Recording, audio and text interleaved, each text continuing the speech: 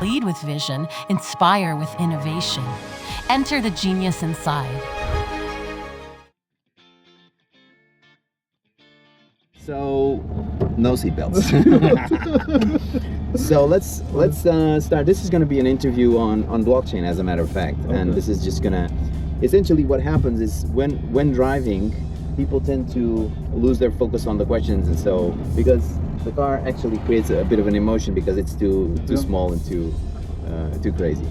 So, well, first and foremost, can you tell us a little bit about how did applied blockchain came about? What's the story of applied blockchain? Before we start, really, I guess not having seatbelts. Maybe this is an analogy. Maybe it's an analogy for crypto. Yeah, exactly. Like not having any safety. Exactly. How did applied blockchain start? So, I started the company in 2015.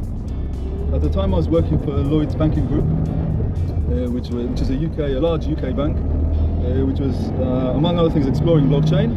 And I was one of the people who was involved in some of that initial exploration.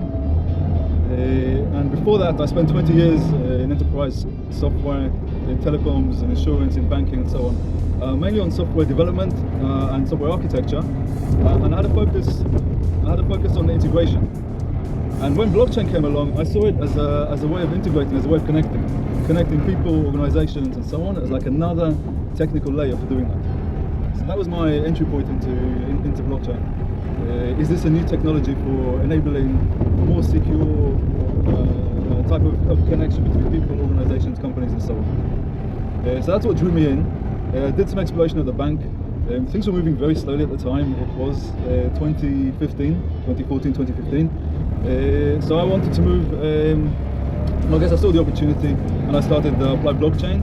And initially we got some work in the banking sector, and then gradually moved on to energy, aviation, automotive, companies with various supply chains, and so on. And then eventually crypto and public blockchains as well. Great. And how do you see the development so far? Because there was kind of ups and downs and also a bit of a hype. And now you have somewhat another hype with AI. So where do you think that blockchain will? How do you think that blockchain will stand the test of time? Yeah, I think there's different streams of activity and work. Right? I'm technical, so I focus on the technical side.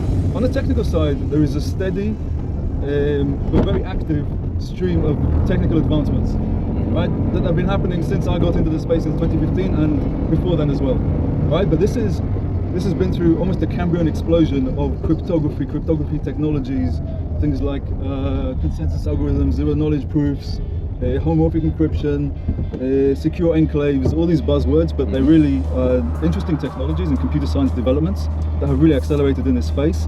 And they are growing and they keep developing and they're super interesting and they can really bring value to everyone that wants to use them. Right, so there's the technology path, which is fairly stable and growing and maturing. Right? And then there's the commercial, which one side of that is the enterprise and the other side is the crypto, which goes through cycles.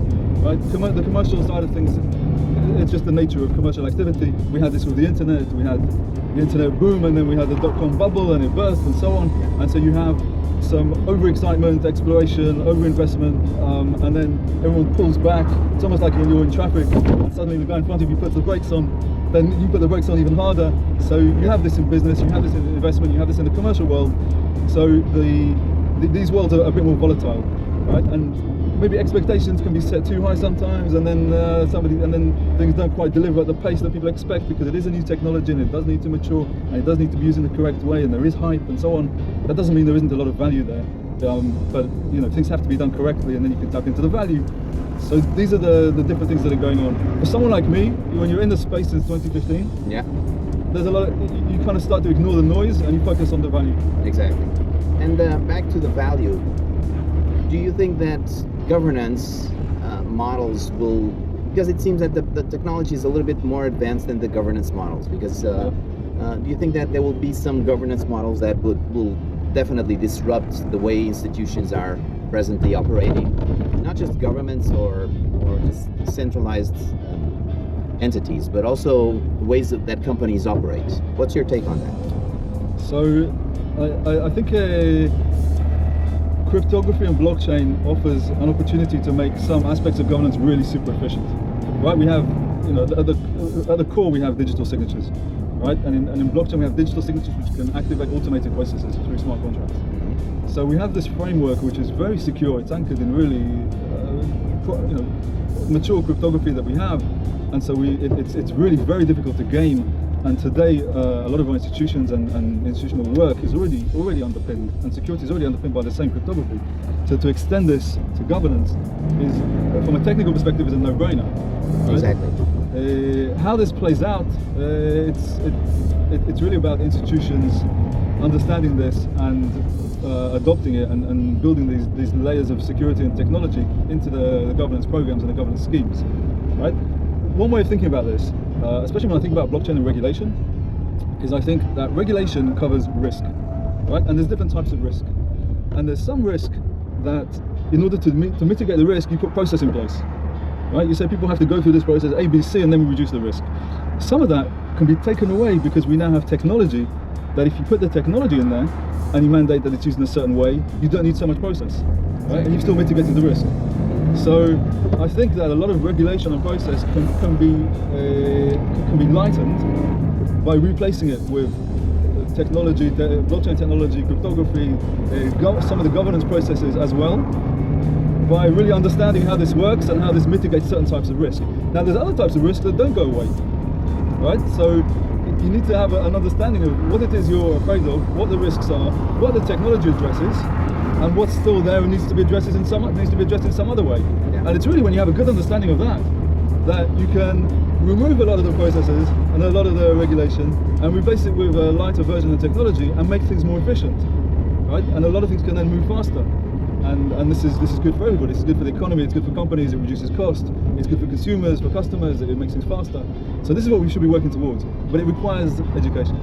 Yeah. Right? It requires people having a deep understanding of how does the technology take away certain types of risk in a very efficient way. Yeah. What do you think will be the sector that may be the next sector to be mostly affected by blockchain technology? Well, this is hard. I'm a technology guy, right? Yeah. This is hard. I can tell you because we're a software development company that services companies in different sectors, many companies in many different sectors. I can tell you what we're feeling, right? We're feeling, first of all, in many ways, because there's been some consolidation in the market, we're going back to our roots, which is financial services. So blockchain technology potentially has the most impact on financial services because it deals with digital value, right? It adds security to transactions, and the place where that's most impactful is where there's value at stake, because that's when you want the extra security and the extra efficiency. There's more at stake, and so we're seeing more from financial services now again, right? Then the second area where we see a lot of interest is supply chains, and in particular sustainable supply chains. Right? People want to be able to prove certain aspects of their supply chains, and the reason why blockchain is interesting here is because it has this immutable property, number one. Number two, because multiple parties are involved. So you have this question of trust. If all this information sits with one entity, maybe they have some interest here. How much can I trust the information? And so if you have information that's going across multiple entities, and you have an immutable store, a shared place, a shared ledger, where this information is captured and secured for everybody, then this becomes more interesting and more of value. And the more value is placed on there, so information which is important because these are attributes which add to the value of the product or services or whatever it is that's being stored there, the information is being stored there about, the more important it is, and the more important it is secured, that it's secured properly, and the more is at stake than if it isn't. So those are the kind of use cases where we see blockchain.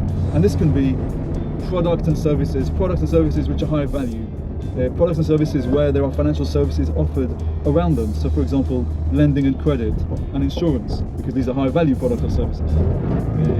So these are the areas where we see the most potential value, and therefore these areas are also being explored right now as well, right? Yeah. The other thing is, if there was one thing that you could do to improve blockchain adoption, what do you think that would be? So I think there's different levels of value that you can get depending on how deep you go and how deep you adopt the technology, right? So one level is the data level, right? Which is we've got data that we're sharing between organizations. It's data about something that we're interested in and is of value and interest to us. So we're securing it using this extra secure technology. So that's one level is the data level. Another level is the value, like money as value, right? This is also super interesting because if you start putting money on a shared ledger, you can get very efficient processes in the way we transfer money, right? Then the next layer on top of that is automating processes around that money, such as invoices and purchase orders and delivery of goods and services and so on through smart contracts. And then on top of that, you can have other financial services like availability of capital for lending and insurance and so on, which all sit on top of this build-up of data sets around the assets. So the more of that you're doing, the more value you're getting. So that's where I see the most interesting things from a value creation and tapping into the most value in the technology is, let's get a form of money on there that businesses can actually use, right? And this could be, we work with some of the large financial institutions that are issuing their own coins, their own bank issued coins, whether it's central bank or a retail bank issued coins for their customers to be able to transact on a blockchain ledger. So this is super interesting because it forms the basis for then being able to do more automation on top, right? So I think these are like basic building blocks that if you have them, you can potentially have this tremendous breakthrough to the next level, right? Because like I said, as a business, we pay, or we get paid on a completely different detached system to how we charge, right? And that's the most basic way businesses work with each other anywhere in the world, and it's completely disconnected. True. And we live in a digital world where why should things be disconnected? If we can connect them digitally, you can just see through everything else we do, especially as consumers, how much things can be smoother if we connect things. So if we can connect digital money to digital processes between companies and their customers and consumers and so on and suppliers, this opens things up to a completely different level. So that's the breakthrough that I think would be really interesting. But there's a lot of preparation for that, a lot of value you can get before then as well. Great. Does that make sense? No, that makes sense. That makes sense. And that was a great interview. In a world where change is constant, every decision counts. The digital future belongs to those who decide to innovate now. The decisions you make today will be your legacy tomorrow. For strategies that drive sustainable growth and continuous transformation, get interviewed by the TheGeniusInside community and leverage your brand. Just because most people disagree that something is art, it's probably enough for a few people to agree on there should be value for it to make it interesting as well. Operational efficiency that drives profits starts with strategic decisions. Be the force of change, lead with confidence and innovation. Join the TheGeniusInside community, subscribe and follow us for more.